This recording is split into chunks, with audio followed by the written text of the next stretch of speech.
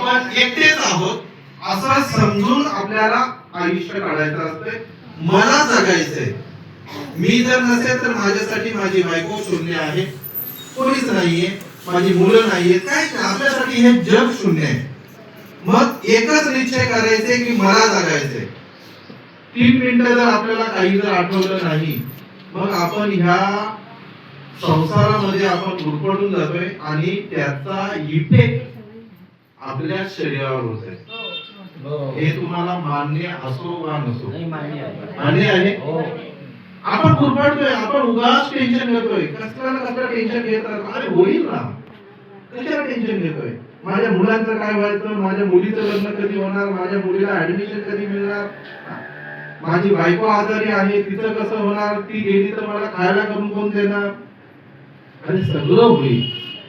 म्हणून हे जन्म जो आपल्याला मिळालाय ना, एक महत् भाग्य आहे आपलं, का आपल्याला हे मनुष्य जन्म मिळालाय. परंतु आपलं एक त्याच्याही पेक्षा भाग्य आहे की ह्या मनुष्य जन्मामध्ये जगत असताना, ह्या शरीराला सोबत घेऊन जगत असताना आपल्या नशिबानं आपल्याला हे लाईफ गेनचं सेंटर मिळालं. हे आपलं महत् भाग्य आहे. माणसाला जगत असताना माणसाच्या सोबत काहीतरी गोष्टी पाहिजे. एक अन्न पाहिजे, एक वस्त्र पाहिजे, एक निवारा पाहिजे. बरोबर की नाही? अन्न पोटासाठी जर असेल तर तो त्याच्या शरीराला टिकवू शकतो कुठपर्यंत?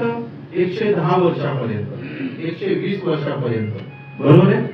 वस्त्र असेल तर आपल्या शरीराला आपण झाकू शकतो, आणि निवारा असेल तर वारा, वादळ, पाऊस, पाणी याच्यापासून आपल्या शरीराचं आपण संरक्षण करू शकतो.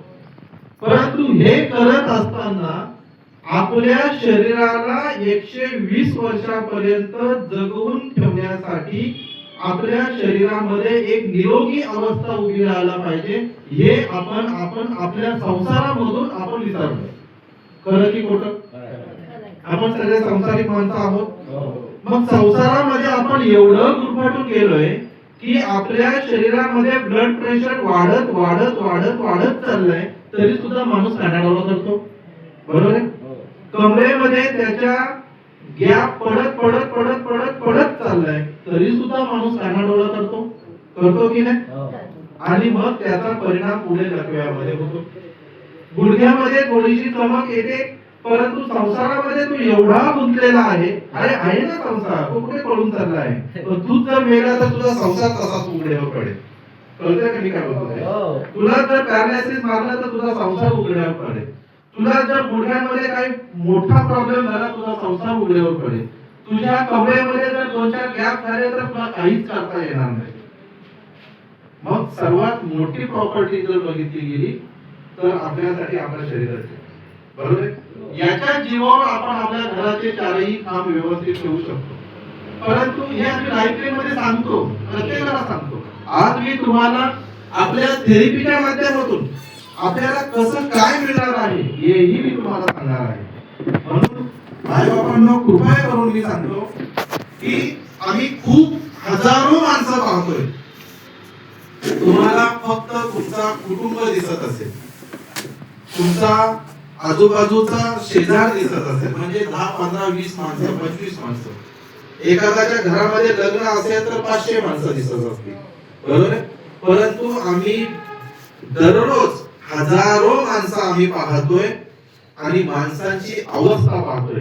दयनीय अवस्था आहे. म्हणजे माणूस एवढा चुकीचं काम करतोय की तो त्याच्या शरीरालाच पहिला, म्हणजे जी महत्वाची गोष्ट आहे त्यालाच माणूस विसरतो. आणि मग जास्त झाल्यानंतर मग असे थेरपी सेंटर शोधत बसतो.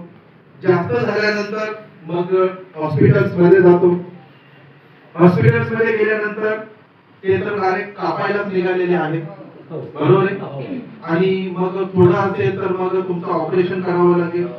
अरे मग त्याने 20 वर्ष जी प्रॉपर्टी कमवली असेल, एक एक रुपया कमवून करून जी प्रॉपर्टी कमवलेली असते ती 2 दिवसांमध्ये निघून जाते की नाही? 2 दिवसांमध्ये निघून जाते. मग आपण काय कमवलं आपल्या परिवारासाठी, आपल्या पत्नीसाठी, मुलासाठी, पतीसाठी आपण काय केलं? जे कमवलं ते स्वतःच्या शरीरावर खर्च केलं. पण शरीराला असं ठेवा की ह्या शरीराला आयुष्यामध्ये कधी आधार लागायला पाहिजे, अशा पद्धतीने आपल्याला शरीराला ठेवायचं आहे. आणि मग ते कसं ठेवता येईल, काय करता येईल, त्याचं सूत्र मी आज तुम्हाला सांगणार आहे. लक्षात आलं? लक्षात आलं? हा. मग मला आता एक प्रश्नाचं उत्तर द्या. प्रत्येकाच्या घरामध्ये टॉयलेट आहे का नाही? आहे. म्हणजे 100% हागणदारी मुक्त गाव झालेला आहे. झालेला आहे. बरं, आता मी तुम्हाला थोडस मागच्या किती वर्ष मागे घेऊन जाऊ, जेव्हा हागणदारी मुक्त नव्हता, लोक रस्त्यावर बसायची. 15 वर्ष, 15 सुद्धा नाही ना. मला असं वाटतं की 2012ला सुद्धा अशी सिच्युएशन होती. 15 पकडून झालं. 15 वर्ष झाली. 15 वर्षामध्ये आता कुठेतरी 95% तरी हागणदारी मुक्त झालेला आहे. कुठेतरी खेडेगावांमध्ये 1% आहे. म्हणजे 5% पकडून 1% सोड आहे अजून. कारण जी गावं आहेत, आता शहरामध्ये तर प्रत्येकाच्या घरामध्ये टॉयलेट असते, पण जी गावं आहेत त्या गावांमध्ये आपलं दगड घेऊन जायला लागतं. आता तुमच्या नजरेसमोर ते दगड पण आला असेल. आलं की नाही आलं? आलं की नाही आलं? पण गावांमध्ये बी बरंच फरक पडलाय. हो हो, तुम्ही म्हणताय, पण शहरापेक्षा गावामध्ये लय मोठा महत्व आहे. त्याला दिलेत ना. तुम्ही म्हणताय सर 5,000 रुपये की 10,000 रुपये? 15 झाले. आता महागाई झाली, ते भांडवल महाग झालं. 15,000 रुपये द्यायला लागले. आणि गव्हर्नमेंट मुलं कदाचित लोकांना फुकट दिलं गेलं, त्याच्यामुळं हागणदारी मुक्त झालं. फुकट जर दिलं नसतं तर झाले असते का? नाही.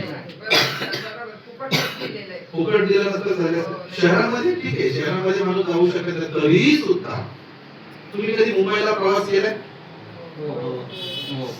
केलाय? लोकलने कधी सकाळी केलाय? त्या लोकलने गेल्यानंतर लोकलच्या बाजूला सध्या असे लाईन मध्ये बसलेले असायचे. ही अवस्था अशी अतिशय कठीण. बरं, मला मुद्दा हा बोलायचे की टॉयलेट प्रत्येकाच्या घरामध्ये असते. उद्यापासून एक निश्चय करा की मी माझी टॉयलेट 7 दिवस अजिबात धुणार नाही. असं कसं? धुवायचीच नाही. धुवायचीच नाही. मी माझी टॉयलेट 7 दिवसभर धुणार नाही. बरं, माझ्या मुलांनी हे केलं तरी सुद्धा मी पाणी ओतणार नाही. आता तुमच्या डोळ्यासमोर त्या गोष्टी लगेच दिसल्या. तुमचं घर दिसलं, तुमची टॉयलेट दिसली, सगळं दिसलं. मग असं केलं नाही तर मग त्याचा परिणाम काय होईल ते तुम्ही सांगा आता मला.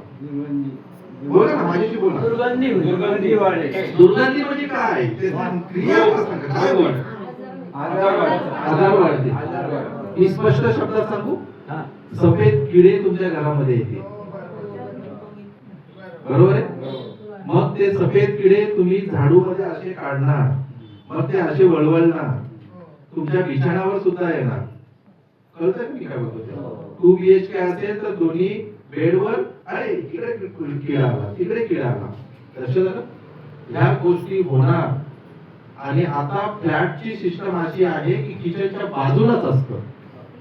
हो की नाही? किचनच्या बाजूलाच असतं.